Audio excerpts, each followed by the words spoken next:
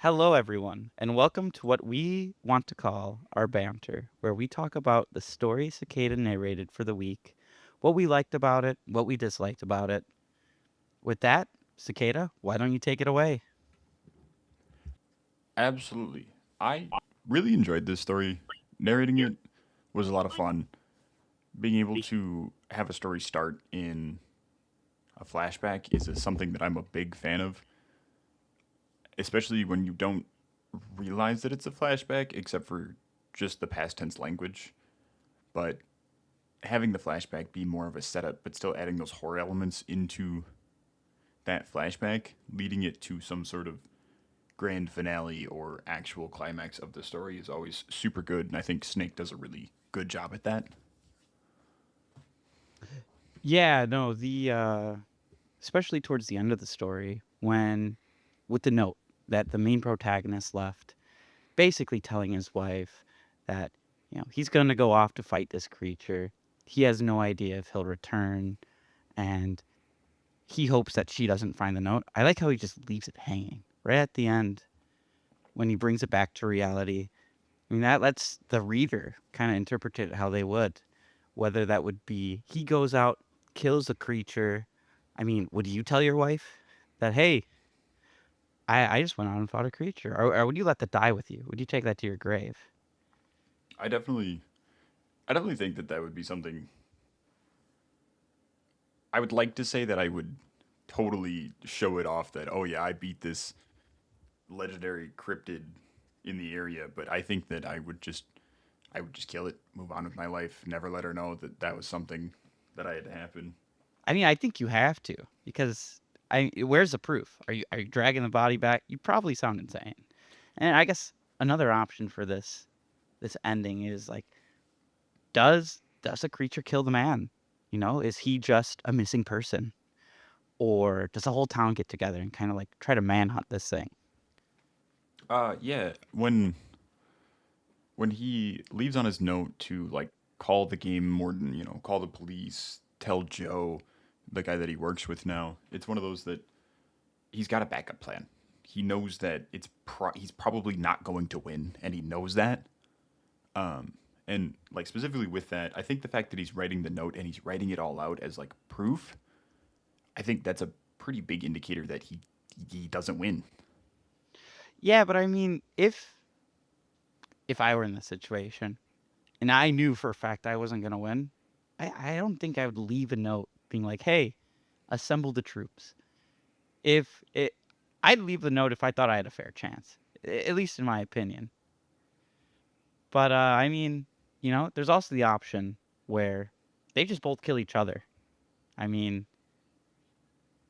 does the thing in the fields, is he just a memory forgotten and the protagonist just a missing person case? Similar to how, if the thing in the fields won, would, his wife stumble across his body along with this huge cryptid monsters in the forest one day?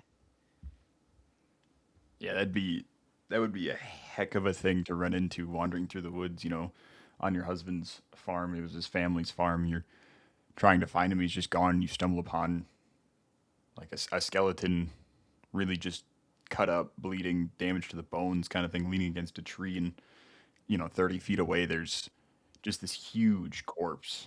Something that's easily 7 feet tall with arms that are 5 feet, just also laying there decaying.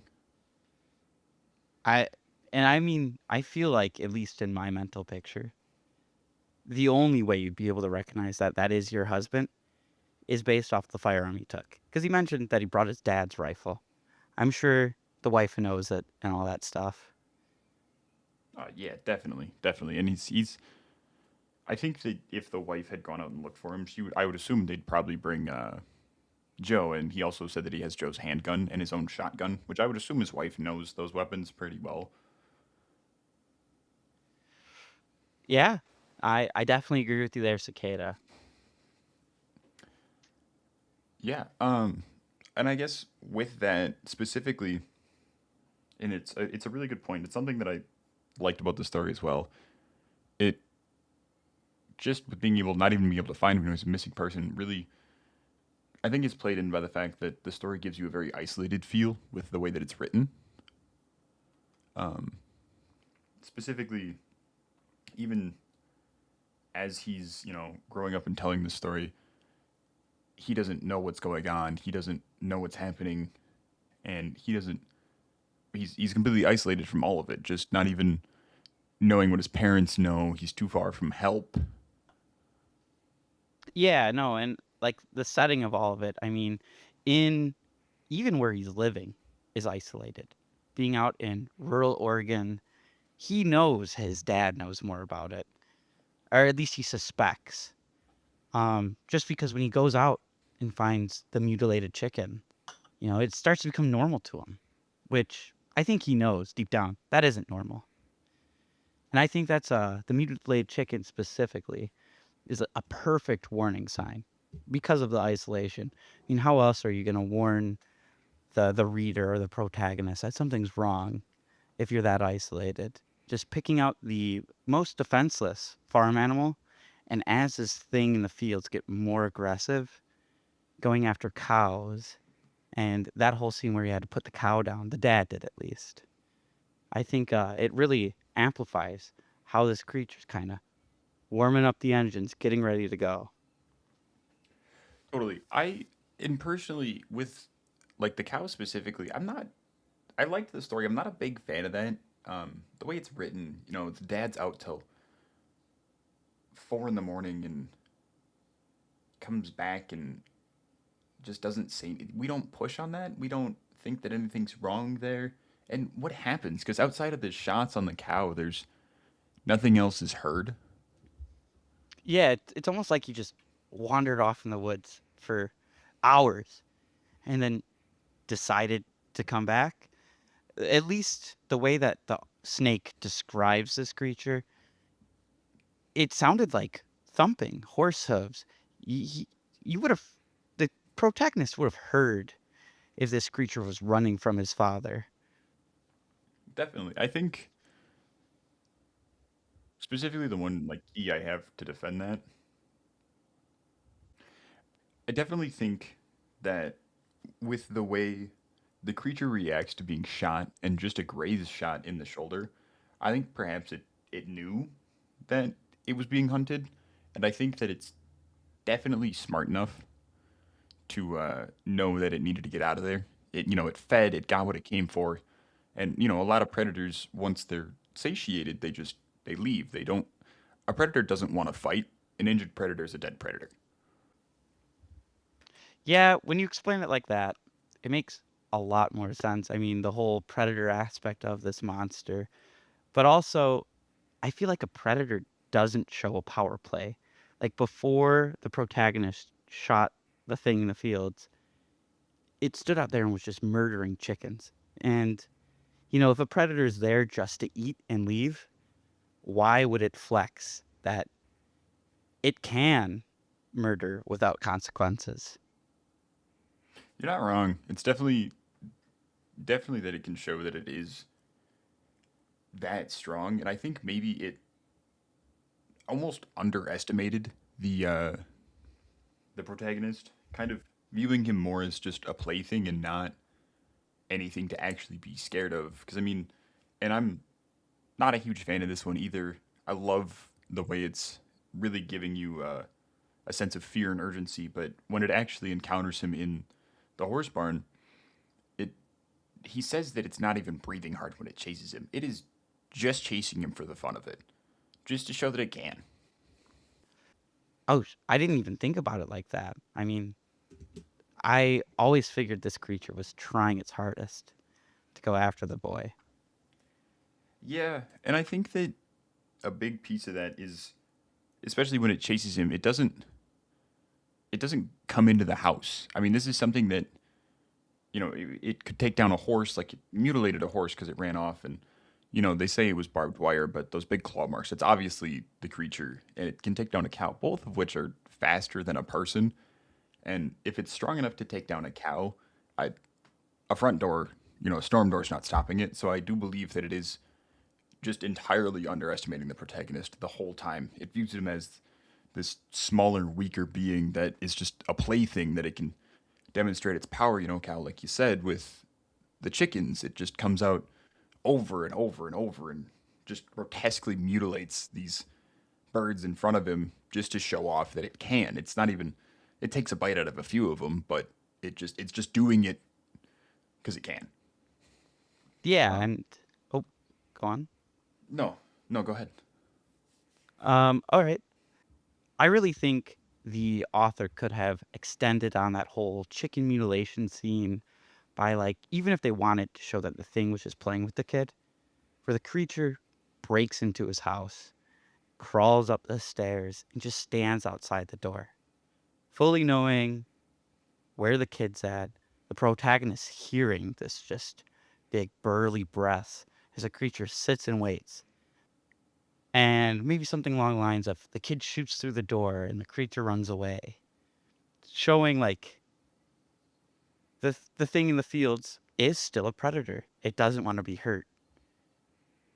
That's honestly, that was my thought exactly when you started describing that, was to have it almost like walking up the stairs thinking that it's got it in the bag. It's just going to kill him. It got inside and he gets the firearm and shoots it and hits it in like the shoulder or the arm or even center mass. Because I personally believe that something of this size and caliber could probably eat around and be okay. Definitely hurt, but be okay. Oh yeah. No, I especially since it is outer worldly. I mean, we don't know how it responds health wise, like if it needs to go rest for a month, if it'll be fine the next day.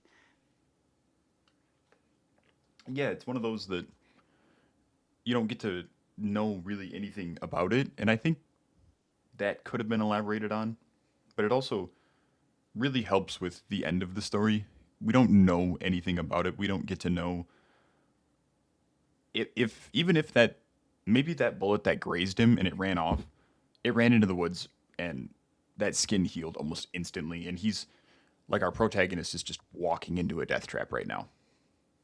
Yeah, I mean, there's no way to know. And I think that's great. Snake did an amazing job with keeping the creature scary enough without revealing a whole lot about it, other than a brief description of its shape, how it runs. But Definitely. the whole fear aspect of it is just this thing that's there. And it seems like it's always been there. Sorry for interrupting you, Cicada. No, no worries. I was just going to add on to the descriptions of it. Specifically, he seems to use the surrounding things to help describe it rather than the actual self of it. He explains how you could hear it crunch on the gravel, almost like it weighs like a car, because you can hear it from inside the house. Or when he turns and he sees it in the barn, and they use the miasma of the dust around it to give it some sort of actual, like they describe it as a halo, something to give it this otherworldly and ethereal creature vibe to it without actually showing you what it is. 100%. And I mean, throughout the story, it also, our character, it's only appearing through lightning flashes. When he's mutilating the chickens, it's in a storm. And so our character's never able to get a great glimpse of this creature. I do hate to disagree with you there, but it is, when it's mutilating chickens, he can see it. Because he describes how its arms are almost dragging on the ground when the bird's in its hand. He's talking about how the chicken is almost dragging on the ground. So he can see it. And I guess that's kind of a choice out of the author to just not give us the information on it. I'm sure the main protagonist can see it, but maybe that's something that it's so grotesque and horrifying that he doesn't even want to write it down on the note that he's leaving. Okay, fair enough. Kind of like Eldritch Horror. Like, it is so disgusting that he can't even put it into words without going insane. Exactly. That's exactly what I was going for there. Something that he doesn't want to relive the memory. He wants to explain what's happening to get it down and on paper, something to leave for his family and somebody to, maybe if he can't do it, they can. Exactly. Like a call for help. Yeah. Yeah, I like that. Not to jump topics on you though, Um, Something that I disliked about the story is how the protagonist actually gets the farm into his possession.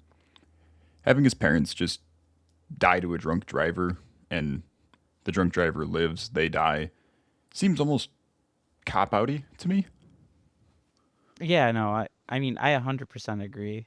I feel like Snake could have maybe written it as that thing in the fields jumped out at them. The dad swerved, and when police arrived on scene, all they saw was the skid marks from their car and nothing else. Kind of leaving the main protagonist to be like, I have no idea why my dad swerved that day. Yeah, or even putting like some sort of damaging on the car and they label it off as like a bear attack because it's or are there bears in Oregon? I believe there are. Okay. I I feel like that's where Smokey the Bear's from. I believe that. Um, Giving it some sort of like claw marks or something in the car, um, and it's like crashed into a tree almost. His parents are dead, and it reminds him of that day, and that's why he's come back. He remembers, and he thinks to himself, "I have to do something about this." Yeah, okay. Kind of like how his father like labeled the barbed wire like marks on the cow, even though it was the thing. Like similarly, the police are now telling him, "Hey, this is a bear," but he recognizes those marks. He's seen them before. Absolutely, and it definitely, could have given another descriptor to just how powerful that this being was if there were, huge just gouges in the metal. Exactly, just so strong, being able to tear through a cow, tear through a car. This just absolute hunk of flesh and meat, only there to kill. Yeah, something that is just so angry that that's its whole thing is it wants to mutilate anything that comes into its territory almost like it's if it's out there in rural Oregon it probably has a fairly large stomping grounds and just hates and is full of rage against anything that decides to come after it. I'm sure it hates his father the entire time. Oh, 100%, especially since he's fighting back. And I guess when you're talking about its stomping ground, I'm switching topics on you here. I wonder if this is the only family that the thing in the fields is affecting. I mean, could it be harassing neighboring farms? Is this an isolated event? Do they happen to draw the short straw and like only get the farm that this thing is harassing? I would think that it does seem to be keen on their farm, but when he shoots it on that night, he does explain that it disappears for a couple months. So maybe it goes away for a bit, kills a chicken here and there on somebody else's farm, and then decides to come back and continue killing, but in a much safer manner. I I wonder why. Like, what other farmers are doing to prevent this then? There, other than, I mean, if we're going with the predator mindset, I feel like it would want a meal anywhere, but it almost seems like it's targeting that. Whether that be it's hyper intelligent or the neighboring farms know how to deal with this guy. Maybe not kill him, but deter him. That would that would be brutal if the surrounding farms had a solution to keep it away and just were not telling them. Well, I mean, okay, put him in your shoes. Would you be comfortable going up to your neighbor and be like, hey, if your farm ever gets attacked by some random creature, here's a solution. I feel like it's a great way to get sent to a mental hospital. No one would believe you. You're not wrong per se, but think about it. You go out with your buddies, you're drinking at the local bar, having a couple whiskeys, and you just man, something keeps killing my chickens. And one of them, somebody who's older, been there a little bit longer, goes, "Is it mutilating them or just eating them?" And you're like, "Ah, dude, it's mutilating them." And Okay. yeah, it gives way to the Yeah. conversation to be able to talk about it. And I mean, it's small town Oregon. I feel like you know everyone. you're all going to the same one bar. Oh, absolutely. And I mean, his dad specifically is an insurance agent. I'm sure he interacts with quite literally everybody. Everybody. Yeah. All right. You know, put me in my place, Cicada. No, I'm not arguing with you here. I just, you know me, I love to play the devil's advocate. And thinking about it, specifically, they say that they're on a hobby farm. And, you know, that leads me to think that perhaps the other surrounding farms are more of like an actual high level farm that have, you know, better lightings, better barns, more fences, and, you know, an actual cow farm, the cows stay indoors 85% of the time. Fair enough. So I guess I'm going to talk through your mindset the way I understand it. They are the easiest target because they aren't a well-developed farm. Is that what you're getting at here? Yeah, definitely, definitely. Something, you know, there's a couple dogs, but other than that, it's just a couple barbed wire fences that keep them away from the woods. They specifically say that they're next to the woods. They do. Okay. Hmm. Perhaps it really was just luck of the draw kind of thing. Yeah, I gotta agree with you there. Well, I think that covers about everything that I wanted to talk about. Something I wanted to do with you, Cow, is I think after every story, we should give it a rating. You know, what we thought it was out of 10. For me personally, I think that just there could have been a little bit better writing and a little bit more explanation on things. I don't hate the story. I really like the way it's written and everything that he does. I'd have to give it probably a 6.9 out of 10. I think, I mean, I grew up reading this story. This is what got me into No Sleep to begin with. It's always going to hold a special place in my heart. I'm going to probably have to give it an 8 out of 10. It doesn't hold up as much as I remember, but it's what got me into the genre. It's the nostalgia. I get that. I could definitely see where you're coming from. I think if I had done, you know, grew up with it, I didn't grow up reading a lot of No Sleep or a lot of horror. I kind of got into it later in life. I could definitely see the nostalgia and wanting to give it a higher score because it's a very well written story. 100%. Well, on that note, Cicada, I think let's wrap it up. Absolutely. I will have to bid you a farewell, Cow, until next week. Until next week, keep an eye out every Sunday. We should be posting our storytime episode and our banters, and we'll see you next week.